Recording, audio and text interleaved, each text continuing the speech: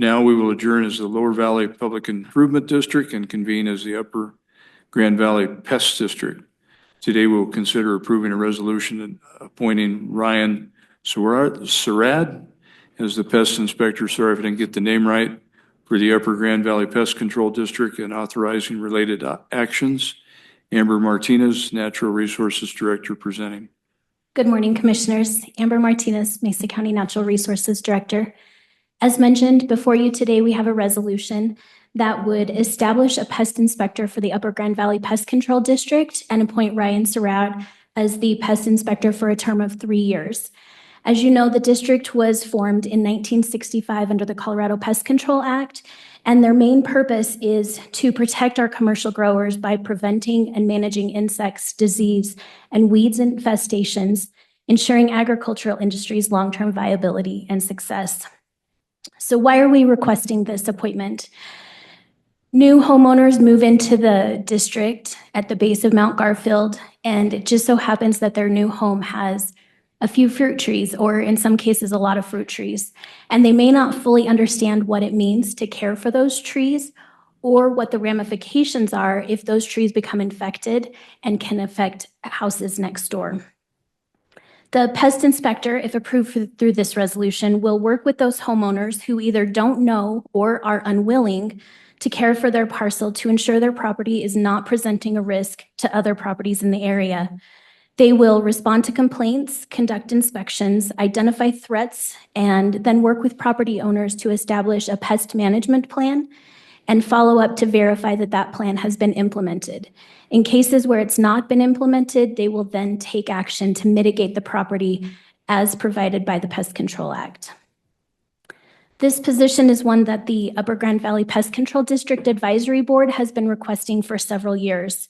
The advisory board is often contacted first when there are disputes between property owners that affect agricultural lands. And while they've been willing to manage those complaints and issues, they feel like it's time for a more structured position to be in place to handle those complaints.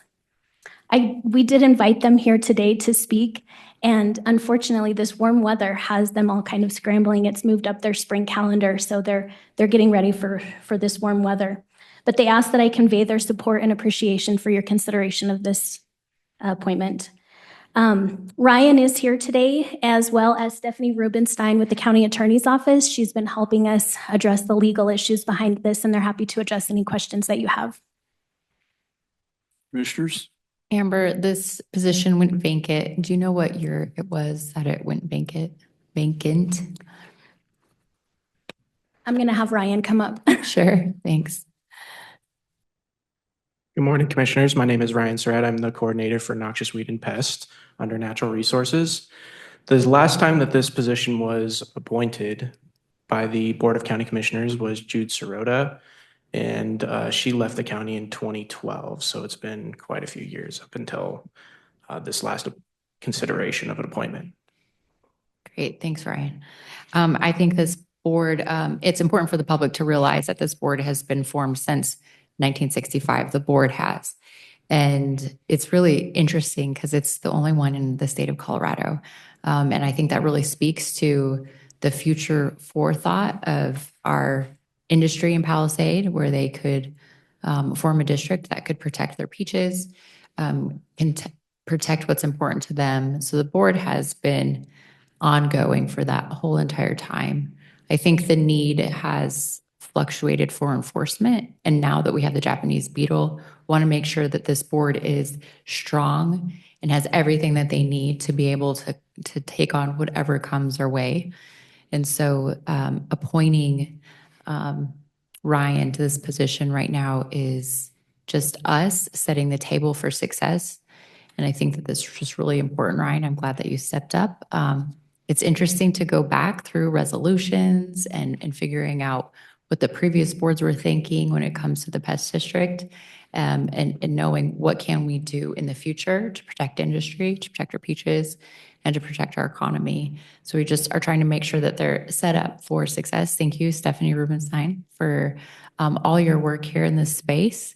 It's a lot of digging, old files, old resolutions, old ballot measures, And so I am thankful for all of your guys' diligence and hard work on this. And we really want to make this the best situation to make sure that Palisade and our surrounding areas have everything that they need to be successful to combat Japanese beetle or whatever comes their way. So thanks again, Ryan.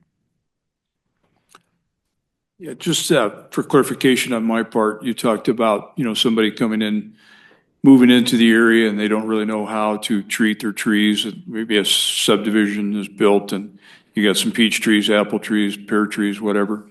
So somebody files a formal complaint, is that done by telephone, web? How is that complaint submitted? We'll be setting up the system similar to our code enforcement division. There will be a link online that they can go in and fill out a complaint that will go directly to Ryan, and then he can investigate from there and follow up with that complainant to make sure that they know the outcome of that complaint. So do you go through like an educational process first, or do you hand them a citation and say, hey, you're on your own? Again, similar to the code compliance. We're hoping for voluntary compliance, and a lot of it is just education. A lot of people just don't know what they don't know. So this position will be able to work with those homeowners to make sure that they're educated and have a good plan moving forward. Okay. So this will be Mainstar. They'll use that through Mainstar? Correct, yes. Okay, that's great. I think that's a really public forward-facing software for folks to be able to use. Yeah. The benefit also is our attorney's office is already well-versed with it, so. It's true. Yeah, that is a benefit. And I just want to reiterate, we're a right to farm policy county. We created that resolution where you do have the right to farm, but also we have to make sure that we're taking care of the entire industry. And so if there is some neglect, meaningful or not, we have to address it. And education, of course, is the first step. But when it comes to the Japanese beetle, we've had a very successful volunteer program where it's been 90% over compliance rate. And that last 10% doesn't necessarily mean that people are not spraying. They're just not having the county spray. But inside this pest district, which Ryan, do you want to tell the community exactly where the boundaries is? Because I think that might be kind of confusing for some folks. Absolutely. So the most eastern boundary is incorporated all of Palisade, so outwards of that 38, 39 road. And it goes all the way to the Clifton entrance from the highway. So that's around 32 road. And then it also incorporates the Orchard Mesa area, and that goes about to, I believe it's 31.25 road along D.5 road, if that makes any sense. That does.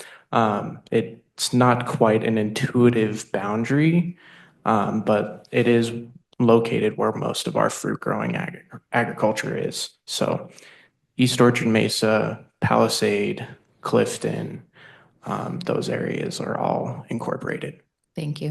And I think it's important for the public to realize that Japanese beetle came to the Grand Valley in early 2000s and they beat it and fully eradicated it. And it was in large part due to the successful efforts of the Upper Grand Valley Pest District and that they could treat properties, whether they had consent or not. They looked for properties, of course, for consent. And then the great thing not great thing, but the positive thing about the silver lining here with the Japanese beetle is if folks didn't want to treat, they could just dry down their lawn. And that also works to remove the Japanese beetle from your irrigated turf. So I think it's complex for sure dealing with these kind of things, but I'm glad the Upper Grand Valley Pest District has been there and is able to address issues as needed. And I'm in full support of appointing Ryan. Thank you. All right. Does anyone in the audience have any questions or comments on this item? All right. Seeing none, I will entertain a motion to approve the item as published. So moved. Second. All in favor? Aye. Aye. Motion carries 3-0.